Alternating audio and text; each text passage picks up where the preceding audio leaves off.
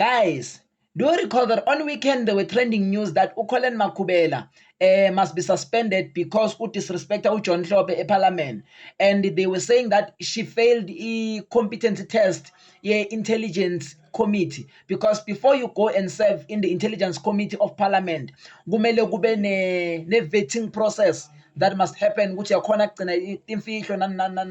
can't just disclose things that are very important to the state or secrets of the state. So she failed that.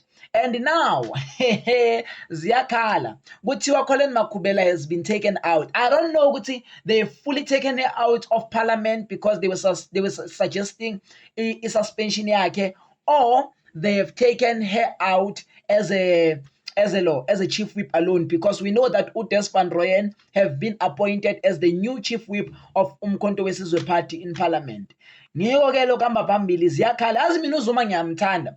uZuma uyayiboost CV ama-members we-MKP. Kuyothi kuphela le-7th administration, each and every member of Umkhonto weSizwe Party will have a clean CV yokuthi they once became the chief whip of Umkhonto weSizwe Party. uZuma nje vela kadlali. There ku-MK, you are not going there for a permanent job, you are going there to boost your political CV. Yabo, nabo Floyd bafikile ba boost political CV yabo, bakhishwa bahamba boqala ama-political party yabo nanani. Nje laba MK party uZuma wakhe CV nje. Mawufuna kwakhe CV yakho, join MKP. Yabo, join MKP. But honestly speaking, guys, it's not reliable ukuthi uthembele MKP. If MKP come to you, it finds you while you have a stable job and they tell you about deployment, ungavumi. They are lying. They don't want you. They just want to destroy you, those comrades. That's not an honest political party. But ayikhali, ngiyayithanda lento enziwa umshuluzi. Wena Zuma mina nawe sikanje siyazwana. Ubaba akavani nomuntu lezi. Mawulezi nje uzokukhipha. Akavani nomuntu lezi ubaba. Akavani nomuntu lezi. Ngiyayithanda le ndlela wenza ngayo wena Zuma. Bakhiphe bonke, faka abanye. Bakhiphe